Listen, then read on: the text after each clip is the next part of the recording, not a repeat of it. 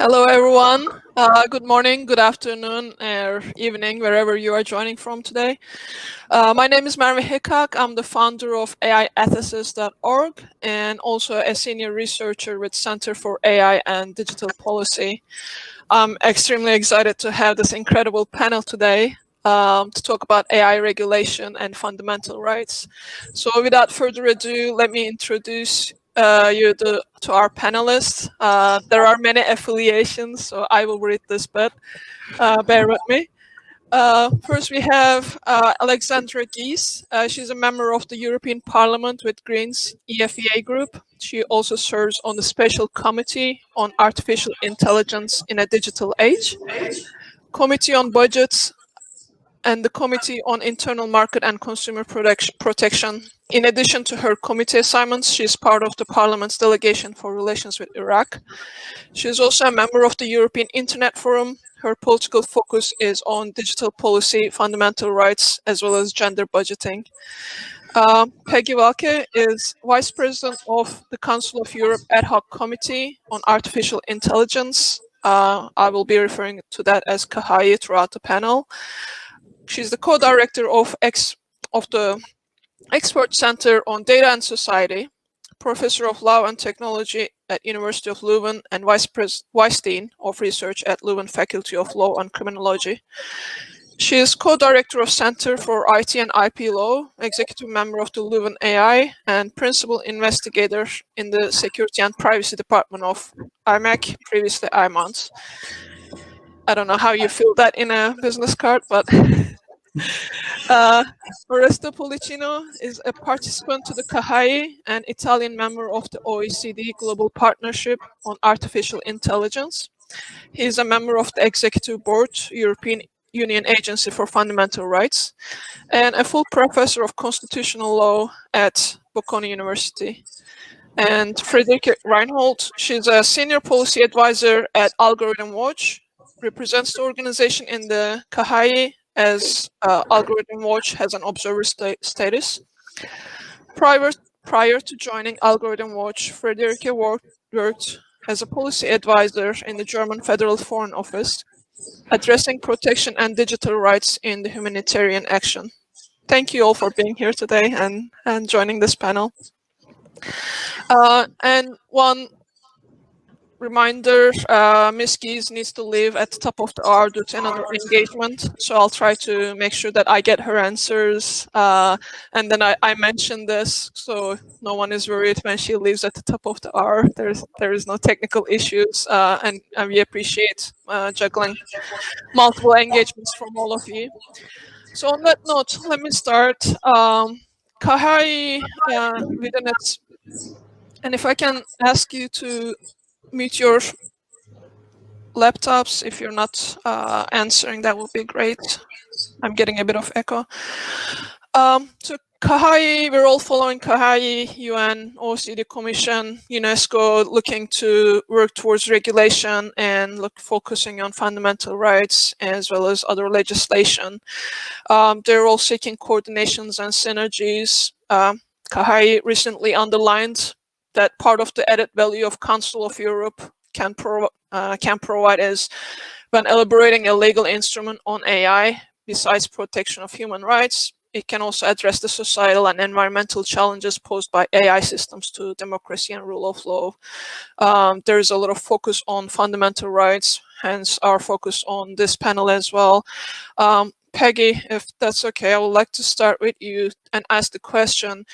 You see all these bodies working towards similar goals. Do you think they complement each other? All these initiatives complement each other? Are they aligned with each other in terms of the regulation and priorities? Or are there any overlaps which might delay some meaningful regulation? Thank you, Merve. Let me first of all stress that I'm absolutely delighted that there is attention for artificial intelligence, the legal, ethical aspects, societal implications thereof, in such a diverse range of fora. And all those fora have their own focus and have their own competences and powers. So the Council of Europe is a oldest political organization on the continent. It has a unique focus on human rights, democracy, and the rule of law, and it has been an international standard setter in those areas for many decades. And so the added value that the Council of Europe can offer is this unique focus, and also the fact that with its members it can adopt international treaties, a legally binding instrument, a convention, on top of soft law instruments like recommendations, etc. And so since September 2019, the Council of Europe has followed a dual approach. So with the establishment of CAHAI, the ad hoc committee on artificial intelligence, it has decided to add a horizontal layer to the work that was already undertaken in relation to artificial intelligence in the so-called vertical pillars. That's to give one example, yesterday, the new guidelines of the Consultative Committee of the Convention for the Protection of Individuals with regard to automatic processing of personal data in relation to facial recognition have been published. I'm sure that Oreste will come back to that. But this is an example of the results of the efforts in one of the vertical pillars of the Council of Europe. And with the CAHAI, we are now actually looking to find common principles that unite all these pillars and that could form the basis for future initiatives in the various vertical pillars that focus on democracy, rule of law, privacy, data protection, cybercrime, etc. Now, a second unique feature of the Council of Europe is undoubtedly its territorial focus. And sometimes the remark is made, yes, but the European Union, they have stronger powers. If they adopt a regulation, this has immediate binding force in all of its member states. That's a very rightful or a very correct statement. At the same time, we have the broader territorial scope with the Council of Europe, with 47 members. On top of the member states, observer states are also engaged with the activities of the Council of Europe in general and CAHAI in particular. And there is Japan, Israel, Mexico, United States that have joined the meetings of the CAHAI, and that there are also precedents in the past with the Cybercrime Convention, the Budapest Convention. This is a convention that now has been ratified by 65 states from all over the world, also including Australia, Canada, Japan, Sri Lanka, United States. And so it really offers, the Council of Europe's work offers the opportunity to really have an international impact. And last, I would like to mention, last but not least, there is, of course, the European Court of Human Rights that can actually monitor and sanction violations of human rights. This is also very important to mention, that there is this European Court that actually oversees respect for human rights. Thank you so much for that response and the overview. Oreste, you've been called on this and the recent developments. You're a partner to, or you're members within the CAHAI as well. Would you like to comment on that same question, please? Yeah, thank you very much. And it's always a pleasure to hear Peggy, because in a way she has the ability to frame a conceptual reading that I think it's very important. What she said, it's basically that there is a multi-level protection, and every layer, as in a way, is characteristic, but at the same time needs to speak, to dialogue with the others. I am exactly in this situation now for my, let's say, double appointment on the European Agency for Fundamental Rights at the Global Partnership for Artificial Intelligence. Why I'm mentioning these two bodies? Because when I deal with artificial intelligence and fundamental rights, honestly speaking, I feel at the beginning a little bit of digital, but also offline schizophrenia. I mean, when I deal with the Global Artificial Partnership, there the dialogue is not always easy with regard constitutional values. Why? Just let me give an example with my United States interlocutor. You know very well that the idea is in the United States, first of all, to protect freedom and liberty. This is very important, offline and online, especially with regard to digital ecosystem, artificial intelligence.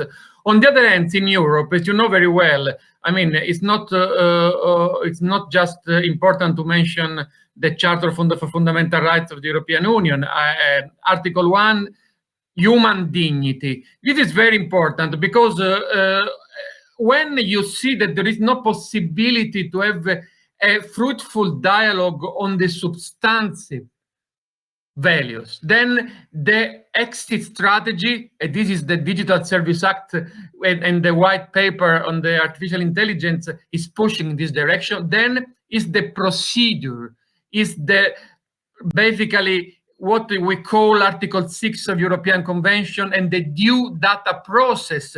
It's a very good humus, a very good bridge for a dialogue. And this is what I'm trying to do with my, let's say, not European partners. When I work with the European Union for Agency for Fundamental Rights, it's easier and it's more complex. It's easier because there is a kind of unitarian constitutional humus, dignity, first of all, and especially limits for private and public powers, especially constitutional limits for private powers. But it's also more complex. Why? Because then you have to deal with local constitutional traditions.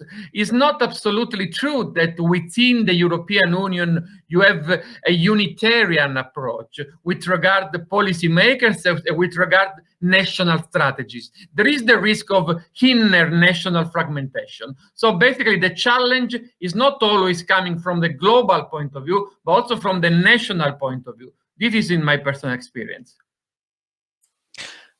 And Friederike, I'm gonna, Geese, I'm going to come to you, but just to that point, I have in my notes from previous reviews that recently 14 member states, including France and Poland, led by Denmark, sent a position paper to the Commission calling on EU to avoid setting burdensome barriers and requirements which can be hindrance to innovation. We see this conversation a lot. The innovation versus regulation conversation. And to that point, Ms. Geese, you penned an article earlier in the week on referring to the Digital Services Act. You were talking about the Digital Services Act that Oreste just mentioned and the Digital Markets Act.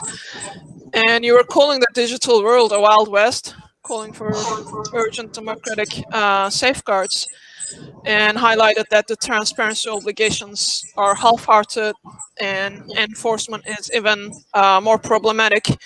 Within this body of, yes, we're looking at Europe with its focus to be an international standard setter. But I'm looking at the question for AI in more general, not only the digital markets, but AI in general. What is your position in relation to what Peggy and Oreste has already mentioned? Yeah, thank you very much. First of all, I would like to say and to stress how much we appreciate the work of Kahai and how much we are inspired by it and really drawing on it. So I think this is extremely precious and extremely helpful for the Commission, I suppose, but especially for us here in the European Parliament. Having said that, the fact is what we, and Oreste already mentioned, that we sort of have to make it agree with a host of different constitutional traditions here in Europe, which might be more similar than compared to the US, but it's still quite difficult. And the other challenge I think we are facing is to say how exactly are we going to operationalize that? Because it's one thing to try to agree on abstract requests or values, and the other thing to put them into legislation that citizens and companies then have to follow. And I would like to point out a few issues here. First of all, I think on every panel, everybody says we need transparency. But what does that actually mean? And the companies will say, well, but actually AI is a black box, and there's only so much transparency we can guarantee, and consumers wouldn't be served by it anyway, because nobody wants to read hundreds of thousands of pages of code, and it's a very dynamic tool. So this is something we have to find an agreement on. What does that mean for people actually using AI systems? We have to tell them there is an AI system behind a service they might be using behind a public sector offer. But it also means that oversight authorities need to have access. And this is something we've been fighting for here in the parliament, to saying, well, oversight authorities have to have the possibility to audit that AI tool, which includes the data sets, the modeling, the team that worked on it. Is it diverse or isn't it diverse? Where does the data come from? Is it representative? So auditability, for example, is a point where the concrete operation of it becomes very, very difficult on member states, and members of parliament have very different views on how that could look like. And I think then the approach the Commission has chosen so far, in the white paper at least, I think now it's changing a little bit, was to distinguish between low risk and high risk. But I think this is a little bit short-sighted, because what could be high risk is basically sort of an immediate risk. I don't think this considers adequately societal risks in the long run. For example, very strong bias. We know that I talked to a civil rights expert from the US the other day, who said, well, like black musicians and black people speaking on social networks are downgraded by the algorithms, and we have evidence for that. We know something similar happens to women. Twitter crops pictures in a way that the women's bosoms are seen and men's heads. So, or automatic translation tools translate all professions from English into languages that have gendered professional names. Like if you say in English, it's neutral, like a teacher, for example, or doctor, it can be a man and a woman. And in many other languages, you have to specify when you use that term, whether it's female or male. And Google Translate and DeepL, the other big translation tool, all use the male form for every profession except nurses and cleaning staff. So what does that do to a society in the long run? And this is not high risk according to the European Commission and according to normal definition, but this poses very serious risks in the long term. And how are we going to address that? This is really a difficulty we are having with operationalizing these abstract norms of Kahai. Maybe I stop here. And as someone who's actively working on building audit frameworks for artificial intelligence systems myself, what you're saying is music to my ears, and I'm a big fan of the work that Kahai is doing, and really hoping that it does become an international standard setter across the globe. I would like to continue with you again, though, touching on COVID. The pandemic has changed the social and economic outlook of the countries, the needs of the communities radically. It has also forced technology into our private lives, as we're having this conversation from our offices or home, into our private and professional lives in ways that we had not anticipated. It boosted AI adoption and data science and data sharing, creating new solutions, but also challenges and a lot of threats to humans and fundamental rights as well. From your point of view, with your work within the council, within the parliament, how has the experience of COVID-19 changed the perspective, approach, and priorities for regulation of AI? Well, I would just there's so many aspects, and you already mentioned that it has shown that technology is basically part of every single aspect of our life. But I think the most pressing issues are data. How can we use data, aggregate data, store data, process data, especially in the health sector, which is obvious under COVID, because we have seen if we had more data, we could have had more research, we could have had research a lot earlier, and that probably would have helped with COVID treatment, vaccines, and so on. So there's a very strong call into pooling more health data and data in general. but that at the same time poses enormous challenges because there's nothing like health data that is so sensitive, and we still don't have very clear solutions. So we are waiting for the Data Act of the Commission to see how the Commission is going to deal with this. But we know that in every member state we have different technical problems, the way data is stored, but we also have different traditions. For example, in my country, in Germany, we have a very strong privacy and data protection tradition, and people are quite worried and handing over their health data. I mean, there was a proposal by the German health minister to say that the insurance, the health insurance, should just get hold of all the data and it should all be shared. And citizens were scared because, I mean, the potential for abuse of that data, if it ends up in the wrong hands, is absolutely enormous. There is a big bias question. We know from Caroline Criado Perez works that there is a lot less health data on women's bodies than on men's bodies, for example, and we don't have a solution for that one yet as well. So I think these are the challenges. And the other big challenge is really trust. We saw that with the health data. We saw that when we had this long discussion on the COVID apps in spring, which in the end maybe didn't have the impact what everybody hoped they would have. But what was very clear that in countries where governments threatened to make the app mandatory to have them installed on every phone, uptake was very, very slow. And even in my country, where a lot of people actually installed the app, only half of the people that get the message that they are positive, they were tested positively to COVID, then pass on the message using the app. So that is really an indicator that we have a lack of trust. And it's very clear that even having perfect technological solutions in place will not help us as a society if people don't trust that application and don't trust the government that is rolling it out, or the authorities that is rolling it out, or the company. So I think it's very, very important that along with the technical solution, we really foster transparency, we foster trust, we communicate very clearly what can that solution do, what are the safeguards for citizens, and make sure we really have a societal process and not only a technological process. And I totally agree. I want to pass the mic to Friederike.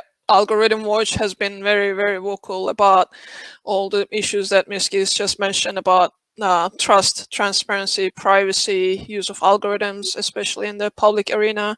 How did the pandemic impact it, do you think, the priorities and the perspectives? Yeah, thank you, Merve. Well, what we clearly have seen is that the COVID-19 pandemic has not only boosted, but also accelerated the deployment of AI-based and automated decision-making all across Europe in an unprecedented manner. It really has set and created facts. So we now, I mean, it's very normal now to use the smartphone tracing apps. We use QR codes, we see thermal scanners and facial recognitions at airports. So this is now the new reality we are living in. And what also an aspect that I really would like to point out is that longing to find an alternative to lockdown, AI applications were developed in an unprecedented rush and without impact and risk assessment. And we have seen here the signs of what I would call the tech solutionism. So the idea of that there is a tech solution to all kinds of problems. And that in the end resulted in that we got apps that were oftentimes not even effective, but in addition even put people at risk, because we were exactly lacking that impact risk assessment beforehand. And that brings me to my second point that I would like to emphasize is that in my view, the COVID-19 pandemic has served as a burning glass, revealing not only the chances that AI can do for the public good, but mostly revealing the tremendous risks that are associated to it. And here I would like to particularly highlight the risk of normalizing mass surveillance. So the most concerning observation to us has been that we have seen this steep increase in invasive surveillance mechanisms and tools. And to give you some examples, it's not only Asia or the Middle East that has shown these using these tools, but we have also seen quarantine apps in Poland and in Hungary that followed basically the same model as the Russian apps. And they're using geolocation, they're using facial recognition, and they even made that use mandatory to the citizens.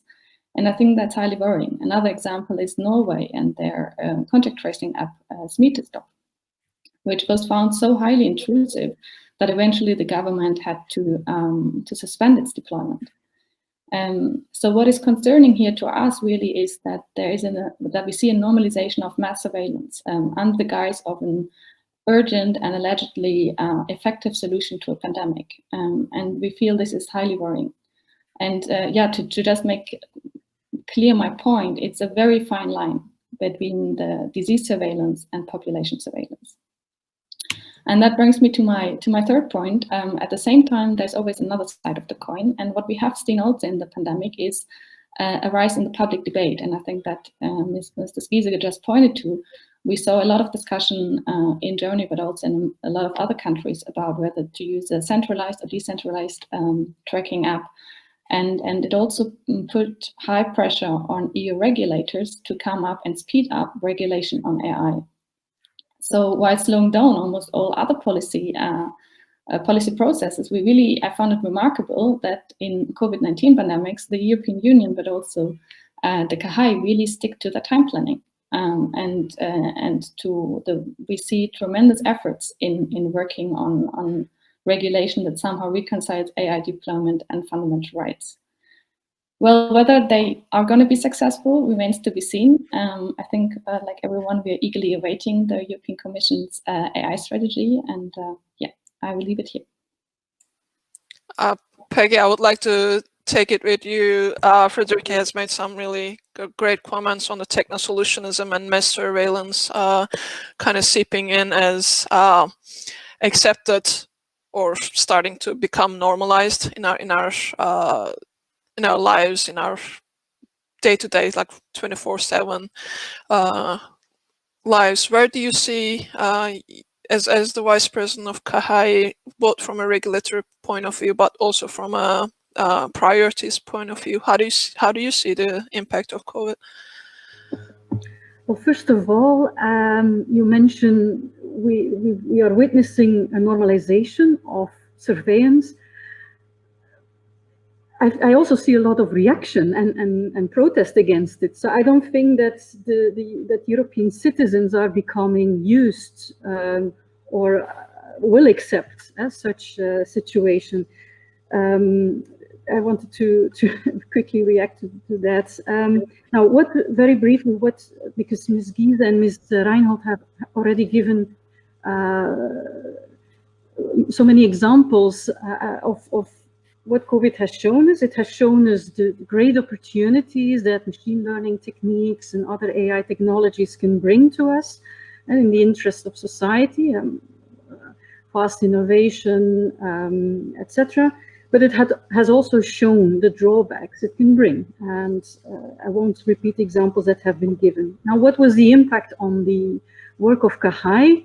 It has changed our working methods, because all the meetings are online, but they didn't change our work ethos. So we continued our activities and we managed to have our feasibility study adopted at the plenary meeting in December. And we are now entering the phase of the second deliverable, so outlining the legal elements or the elements of a legal framework. And that will then be the starting point, and hopefully for further political discussions on whether, if there is enough political support for a convention, to what should be the precise shape and format of such a convention. Thank you. And there are some questions in the audience. I just want to make sure that I mention that I'll try to come back to those towards the end. I'm not ignoring them. I'll just have additional time at the end.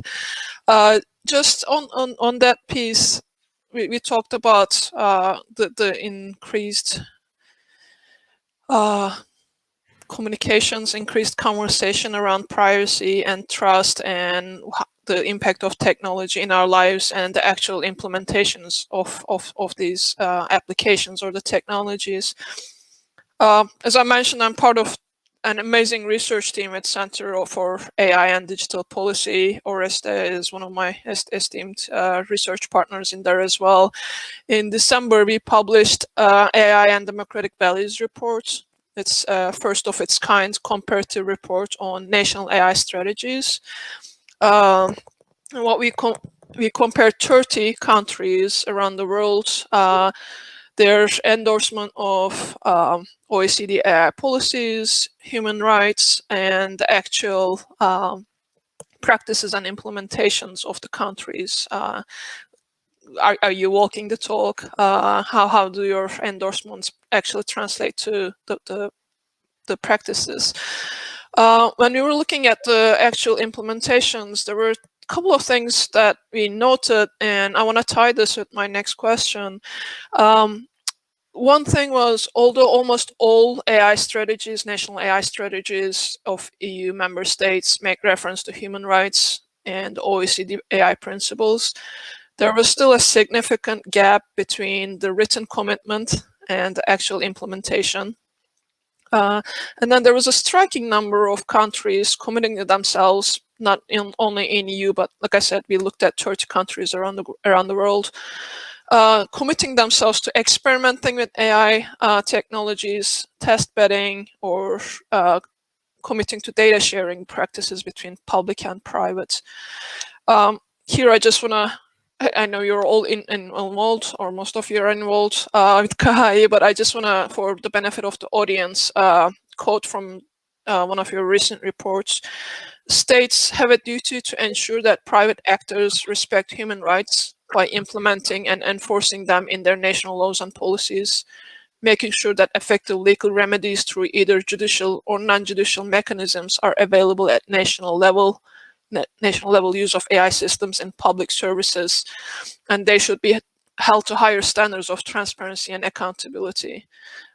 Recently, President von der Leyen also reminded us that the government's first and foremost responsibility is to protect individuals from harm, serve their rights, and move their welfare forward. So within all that, you are more familiar with the European implementations across different countries across Europe. Do you see the public sector encapsulates most of the high-risk areas for AI and its impact on fundamental rights?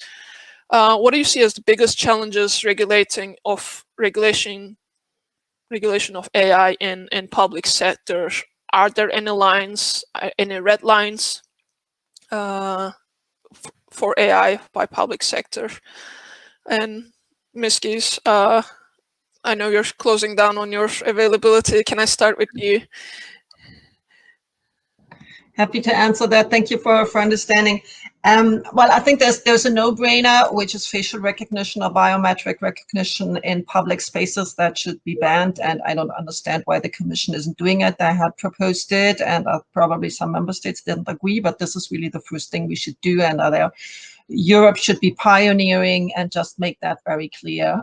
Citizens don't trust this. We have seen in Hong Kong that the abuse potential is enormous, and there's really no decent use for this. We don't need this. Let's ban it. Something I've been very sensitive to is the detection of welfare fraud and how AI is used there. There are really horrible examples from Australia and a lot closer to us in the Netherlands, where the Constitutional Court quite recently closed down a system that was really a huge problem for a lot of welfare recipients who faced completely unfair requests of having to pay back, or who saw their benefits suspended. This is a typical example of AI being used against the weakest in society. And this is a general problem we have. I mean, the technology is just an instrument of the governing class and of the strongest class. And the problem is that it's often not used for what we want it to be used for, like sustainability, combating climate change. I mean, in the technical area, there's so many areas where artificial intelligence could be extremely helpful, and rather having it used against the weakest in society with all the bias it entails. So I think in welfare, we have to be very, very careful, because the people are being targeted can't defend themselves with the normal instruments we have in our legal systems. They're very unlikely to go to court, to sue, to defend themselves. So I think there should be absolutely a ban for that too.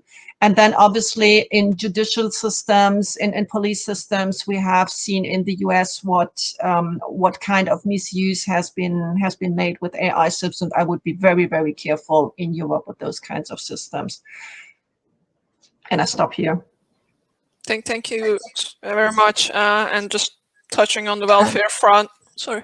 Yeah, maybe may I just make one more remark? Yes, absolutely. I'm a little bit skeptical as well in today's world with this very clear distinction between what is public sector and what is private sector. I mean, this changes from country to country, even in the European context. I remember talking to Commissioner Vestager, and she said, well, you know, we are moving away from the high risk. You have to look at contents. So, for example, an application that would make appointments, doctor's appointments, medical appointments, just the appointment, not the health data, AI would be great for that. There's no possibility of abuse or of bias in that case. And that might be true for Denmark, where they probably have a perfect public system.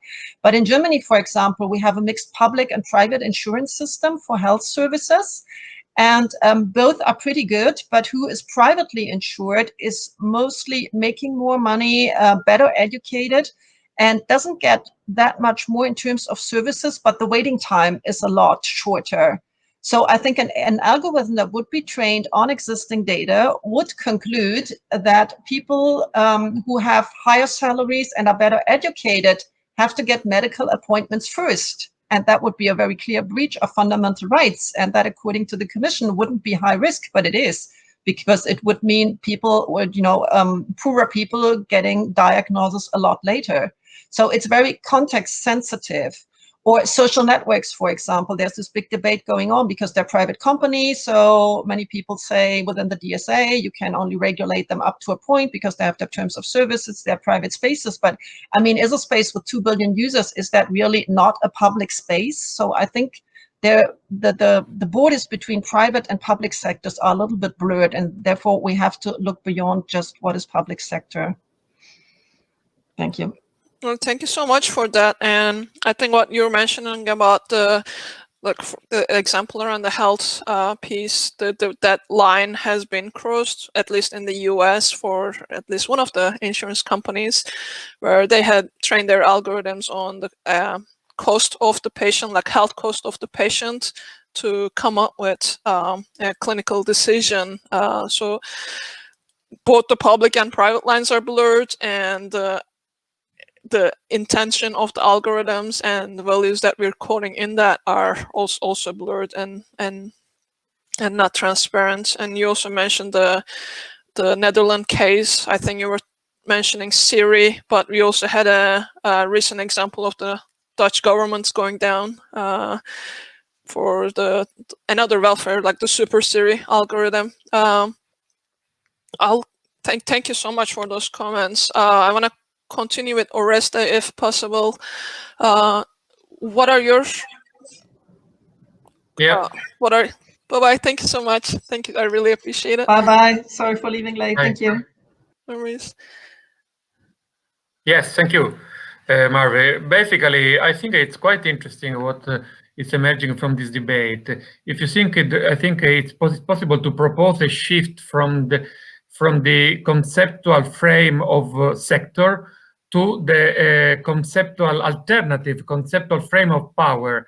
I think what has been said suggests us to speak about more than sectors, about powers, private and public powers. They are obviously competing, and from my point of view, that is constitutional law. Constitutional law, it's about limiting powers. It doesn't matter if it's an horizontal vis-a-vis the private or vis-a-vis the state. But in order to come back to your question, I think that what has been called the public sector challenge deserve at least two reflections. The first one is clearly the assumption that there is an obligation for public actors to ensure, to respect and protect fundamental rights. Now, the problem is that the use of automatic decision making to take administrative decisions could raise challenge for the principle of rule of law. We have interesting case law in many European fora. And the problem is that the impossibility to explain the results of administrative decisions leads to rethink how to interpret transparency and accountability in the age of artificial intelligence. Now, I would like to share with you, but I don't have the time, which have been the Italian national challenge. There was a very recent white paper. I would just mention them without developing. The ethical challenge, the technological challenge, the skills challenge, the data challenge, the legal challenge, and the implementation challenge. Now, I will go very briefly to the second dimension that concern the increasing reliance on the private sector or private powers to develop and implement artificial intelligence technology in public service. Here it's a question of trust. Here it's a question of digital trust. But as been said before, digital trust needs to be fostered over the time. So basically, we should not be skeptical or surprised at the moment there is no trust in private powers, because you know very well that in the past, and actually those powers used and abused about their powers. So basically, I would like just to recall as a final note that Fundamental Rights Agency has underlined in its very recent paper, I would say report, has been published September 2020 about artificial intelligence and fundamental rights, has underlined the relevance of impact assessment as an important tool for business and public administration to mitigate the potential negative impacts of their activities on fundamental rights. And the EU law in specific sectors required some form of impact assessment. I just mentioned data protection impact assessment under the infamous General Data Protection Regulation. Thank you.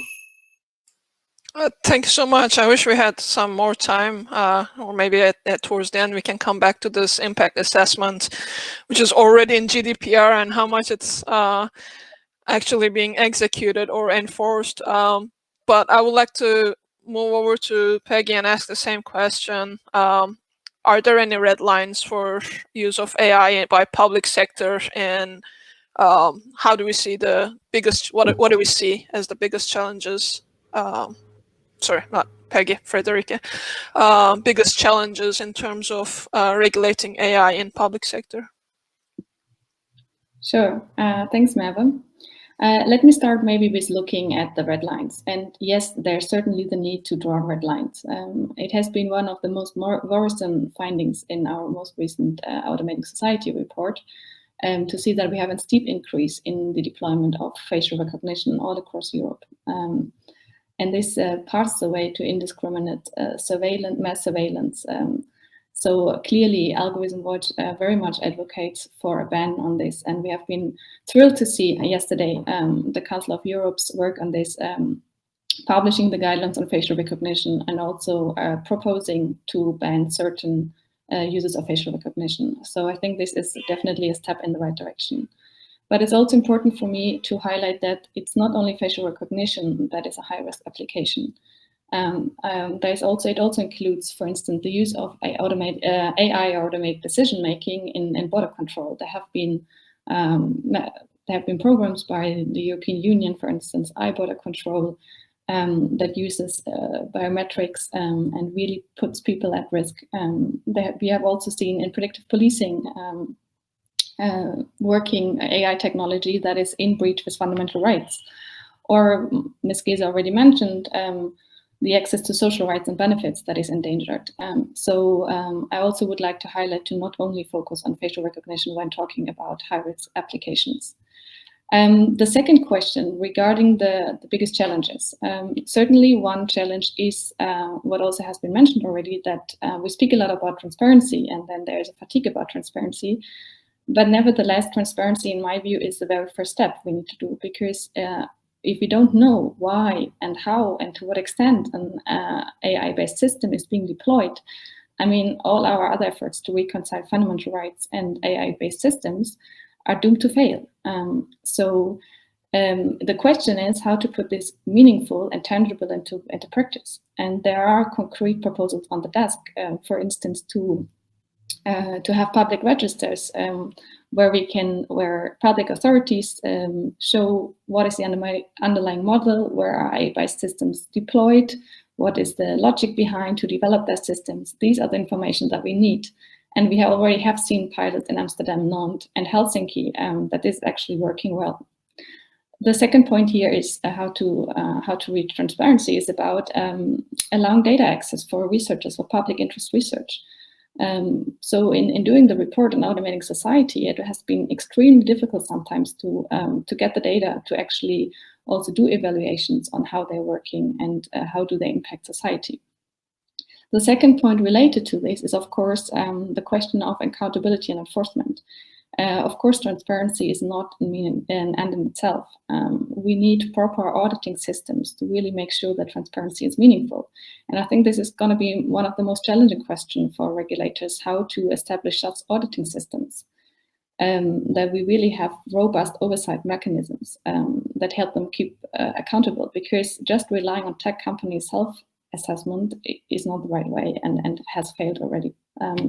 That brings me also to the point of enforcement. I think if the GDPR has taught us anything, then that enforcement is key to deliver on the promises of increased transparency and accountability.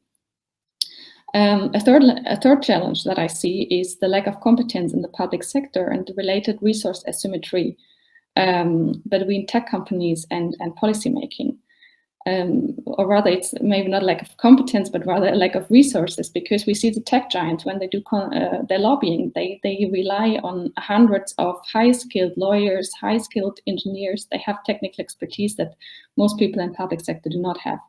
And that really, they use that to their advantage. And I think that's highly problematic, because this disadvantages the public interest and the public in general. And this is also my final point already, that we face a lack of inclusive public debate around the deployment of AI-based systems. So not only the use of them is often intransparent and opaque and a black box to the people, but also whether or not to deploy such systems in the first place. And I think this really urges us to make policy making more accessible and more inclusive. And I think here it's really key to also speak a different language to make these things more accessible, to not stick only to technical language, but really try to translate what is at stake here to everyone and all people, and particularly people who are highly affected by these systems. Thanks. Yeah, absolutely. And just reminding myself from the KAHI feasibility, going back to the feasibility study itself,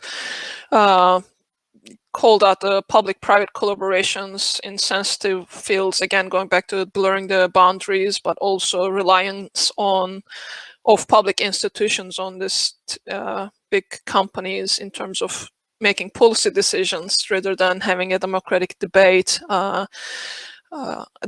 feel like there might be a slippery slope and don't necessarily have the answer on how to, turn the wheel on that. But Friederike, I'm gonna start with you again, just continuing on that conversation. The Parliamentary Assembly of Council of Europe recently supported the elaboration of legally binding instruments on governing of AI, and they said it might be in the form of a convention. KAHI suggested it might be adding the horizontal line to existing vertical lines. It might be a combination of non-binding and binding regulation. But where do you see in the face of the national AI strategies, do you see global regulation of high-risk AI an actual possibility? Yeah, thanks, Mel. Well, the short answer, I think, is yes, it's a possibility, but it's certainly not a given. And the long answer then is, why do I think it is a possibility? First of all, I think it's vital, if not existential, that the EU and Europe at large regulate high-risk applications. Both the European Union and the Council of Europe are bound by the European Convention on Human Rights. And of course, furthermore, the EU is bound by the EU Charters on Fundamental Rights. So if the EU and the Council of Europe are not regulating high-risk AI applications that are clearly undermining the fundamental rights, they risk credibility and trustworthiness in my eyes. And this is by far the biggest selling point of them, and really also is the very founding of their existence, I would say. The other point is that Europe has proved to be an international standard setter. And you were just referring to the feasibility study of the Council of Europe, and yeah, I really would like to say it has been excellent work, and really a big shout out to the Council of Europe and the KAI's work. It's excellent work, and we really would like to see this becoming leading to a binding instrument. And also already in the past, Europe, and particularly also the Council of Europe, have proved to be international standard setters. So on the EU side, there has been the GDPR regulation that has had a model character. The Council of Europe's, Peggy also already mentioned, the Budapest Convention. I think this clearly shows that Europe can deliver on international standard setting and norms. However, what makes me a bit also cautious, I think it's why I do think it's not a no-brainer that it's going to happen. And we have seen last year the white paper coming out on the European Commission's AI regulation. And we were a bit concerned by the worrisome overall narrative that we saw, reversing in our eyes, or being at risk of reversing EU priorities and putting global competitiveness ahead of fundamental rights. So now we are very curious to see what the AI strategy is going to look like when it comes out in the coming weeks. And I think this is going to be a litmus test. I think the European Union clearly has to move ahead and beyond paying such lip service, and has to become serious about putting the public interest first. And that means exactly putting these regulations also into practice. And this brings me back to my previous points. I think it's really fundamentally important to, first of all, draw these red lines on high-risk applications, but then also really come up with specific ideas how to audit, how to include public registers, and third, to engage the public. I think that is fundamentally, and Europe here has to give a strong signal. Thank you so much. Peggy, do you want to follow on that? Yes, with pleasure. Well, your question was, is global regulation a possibility? Yeah. If you mean with global, truly universal, it might be feasible to come to a high-level agreement on certain principles and values, just like we agree like we have a universal declaration on human rights. However, I think that it will be easier to find convergence between Europe and some other regions in the world more than it is with some other regions. We work very constructively together in KAI with Japan, for instance, with the United States. They are also an observer state. But China is, for instance, not present in the discussions. And that's where again, to come back to the first question you raised, are all these initiatives from different international bodies, are they aligned? Are they not overlapping? I think that shows the added value of having this debate in these various international fora, which have a different scope and a different constituency, so to speak.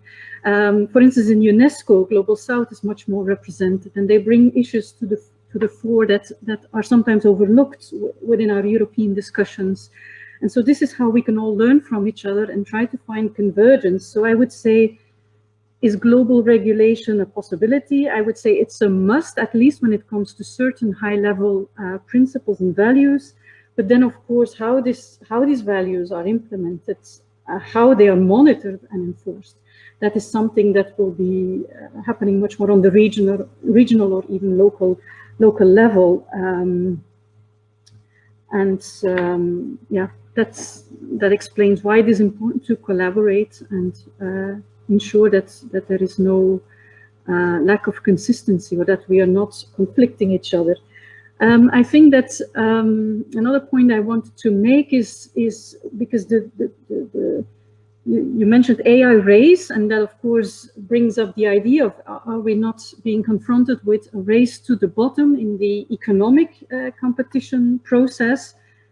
There, I would like to stress that yes, perhaps there will be regions in the world where innovation is considered as the top priority, irrespective of the societal implications. And I'm not looking at any particular region, but I'm not looking at a certain region in particular. It's just theoretically speaking, if there would be a region in the world that thinks that, okay, innovation is priority despite the costs, then that doesn't imply that in Europe we will have to feel the impact, because Europe has, both the Council of Europe and the European Union has sufficient powers to protect its citizens. It can adopt legal instruments that protect their citizens and, if necessary, stop certain technology at territorial boundaries that are considered undesirable. And what is important also is that we should actually stop having a debate in which we juxtapose innovation and values. We should not look at it as if it is a black and white choice. Having a regulation that even bans certain technologies doesn't mean that we stop innovation. It only means that we give guidance to what we consider desirable innovation, and that we put up or that we protect our citizens from being confronted with innovation that we do not deem to be in the interest of society as a whole. And I love how you concluded that last piece. I fight that dichotomy of innovation versus regulation on a regular basis, and try to break that as a false dichotomy. Because for me, from my perspective, if you're able to innovate through constraints, that your product, your services actually are better, more humane, and you become in that process more creative in terms of your innovation. You're not just putting things out in the wild as at the same speed that you're producing them, but actually putting more effort into looking at the impacts and coming up with more creative products. I think that also answers one of the questions in the chat that we have. Can European states develop advanced AI with all the regulations and protection on fundamental rights? I really love how you concluded that, but you were going to say something. Yes, I would also like to mention that two things. So first of all, to underline the importance of having an inclusive debate, I would like to thank Friederike for the compliment she gave with regard to the feasibility study, but I would actually like to return that compliment, because this is a text that has been written with input from member states, from observer states, and from also observers that come from NGOs, academic industry. So this was done through an inclusive process, and Algorithm Watch was one of the organizations around the table. So this is the first element that I wanted to stress, that in order to see in which direction we need to move regulation, it's important to have feedback from all the different stakeholders. And the second element is that the feasibility does pay attention also to regulatory sandboxing. So to create safe havens where experiments can be carried out to test what comes out of it, and regulate as it becomes, where necessary and when it becomes more implemented. So it's regulation shouldn't stop innovation at all, and may even lead to new innovation. I think to come back again to the example of the GDPR, there is a lot of research and innovation when it comes to privacy enhancing technologies. With my research group, we are involved in many of those projects ourselves, and also the way that in Europe, we intend to protect our data. This also leads to new technologies that make sure that we can put data sets together in order to train algorithms, but with respect for privacy and security that we hold very, so values that we hold very dear. Indeed. Oreste, can I get your feedback on the same question of? Yeah, thank you. And my first take would be that we should distinguish two layers. The first one is the regulation, and the second one is the enforcement, because the two layers are not always connected. It's true that enforcement it's connected to regulation, but enforcement can be done without a specific regulation, especially in Europe, through the Charter of Fundamental Rights. I don't want to put here a constitutional rhetoric in the debate, but just let me give you a concrete example. We dealt with superpowers coming from digital platforms and the need to find a proportionality. So basically a compromise between not constraining the freedom to conduct business, at the same time protects values. And since we are now dealing with the European context, I would say European values, starting with dignity and the first European amendment, that is privacy. So the question is, do we need a comprehensive regulation in order to achieve these goals?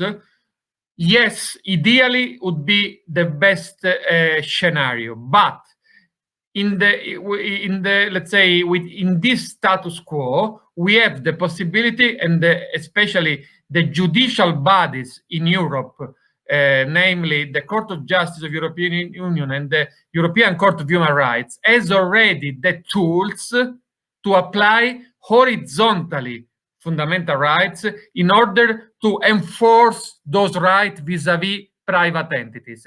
This is not something theoretical or abstract. It's simply what would have happened in Europe if, and we are not dealing with artificial intelligence, but with digital powers, if a European Trump would have been censored by a social network.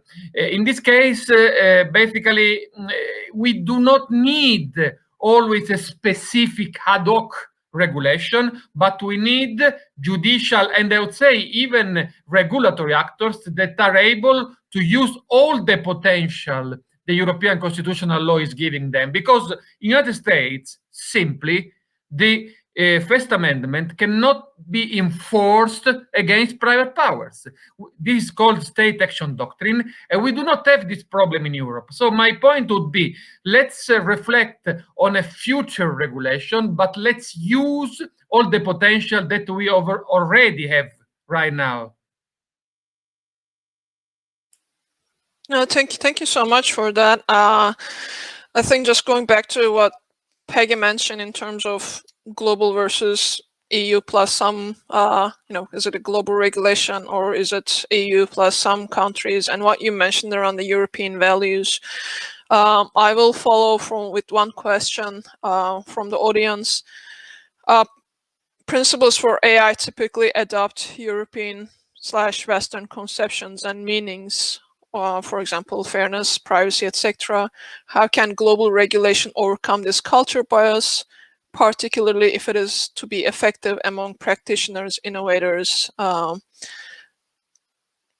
the lower levels of the technological ecosystem, where everyday meanings of these systems may differ from the high-level understanding? I kind of want to shorten that question a bit in terms of, while we're talking about international standard setting and global conventions and applying this horizontally within each, constitutional traditions, is there a bias on the European values? Can we overcome that, or do you see overcoming that through this collaborations with different regions?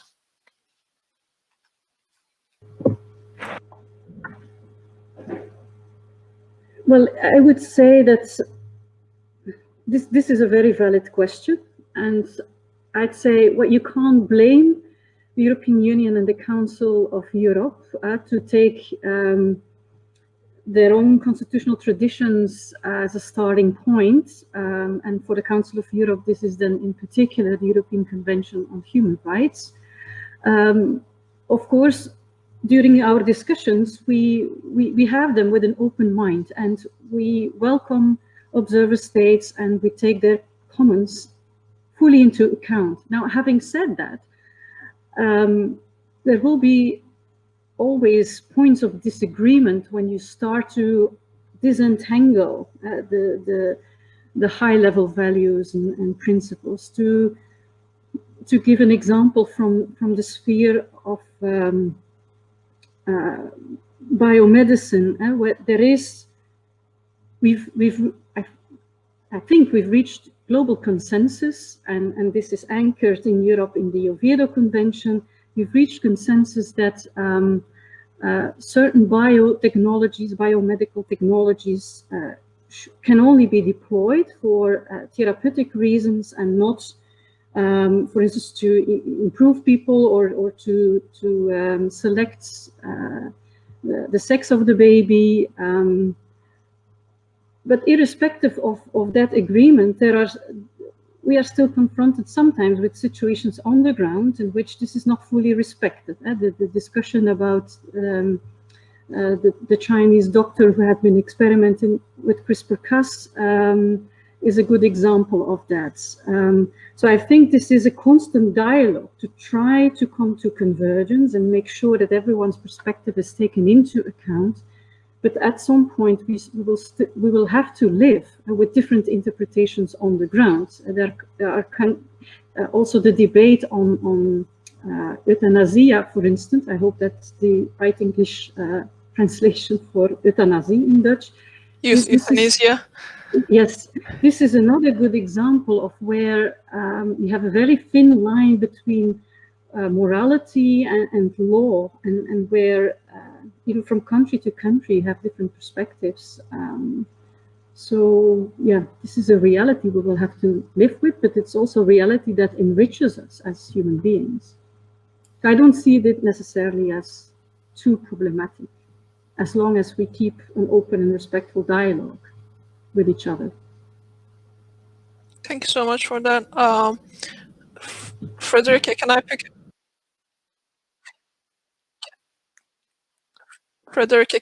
up? Can I pick you on the next question? Ms. Valcke was very complimentary of the NGOs' support and in terms of being, raising the issues, being investigative, educating the public. This was NGO power as well as NGO involvement, and how crucial that is was also one of our findings in the report that I mentioned that we published earlier in December.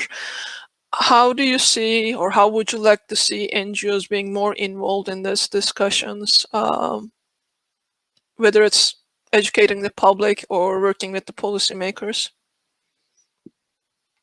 Yeah, thank you, ma'am.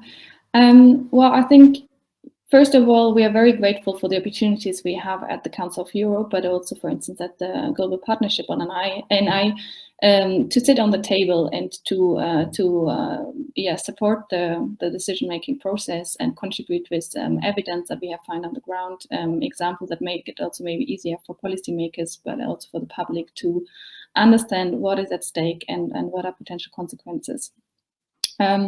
Another role where we could see a role for civil society that could have been taken up more is the question also about where I was telling about skills and competencies and how there should be some kind of a partnership or a more exchange between academics, civil society, and policymaking. So what we also have proposed is to establish to establish what we call national centers of expertise to complement regulation at EU level, for instance, to see how we can adapt the more broad levels to the local context or the national context. However, I feel in making policy making more accessible, I think we even have to go beyond to see not how can we get more civil society on the table, but particularly how can we get marginalized groups, but who are highly affected by these technologies on the table. And this is a question we really trying to deal now with at the moment, and to find the best ways to make that work. So, for instance, we are trying out to use more of storytelling practices to reach communities who may not super affine to technology, or who have not come into contact before, or to find means to also include elderly people who are not digital natives, and who, you know, came very late. Most of their life they spent in the analog world. So I think this is a challenge that we see at the moment, and a big question also to us: how can we improve our skills here to really bring those communities to the table? Thank you so much for that, and really looking forward to both Algorithm Watch's work, but also all the amazing NGOs that are working towards similar ends. We got 1 minute left for the end of our panel. Oreste, Peggy, last words.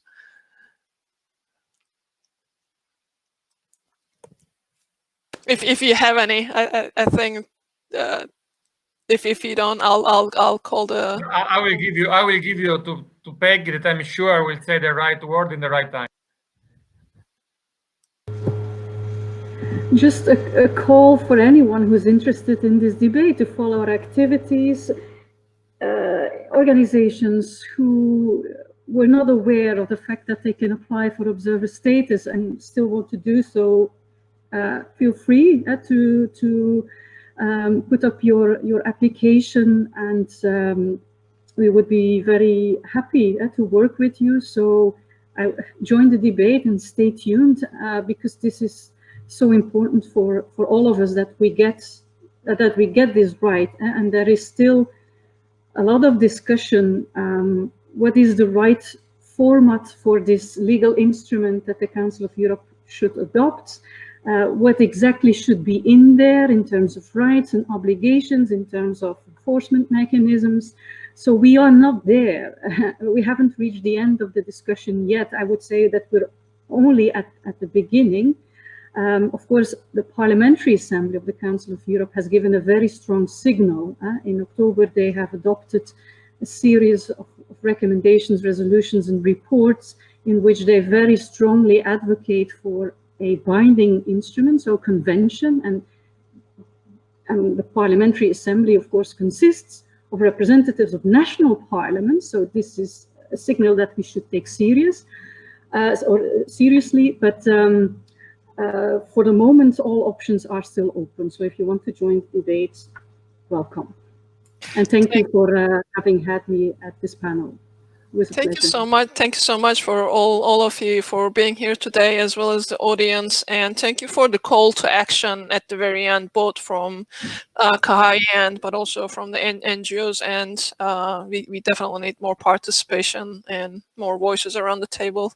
Have a great rest of your day, and hope to speak to you soon again. Bye-bye. Bye-bye. For listening.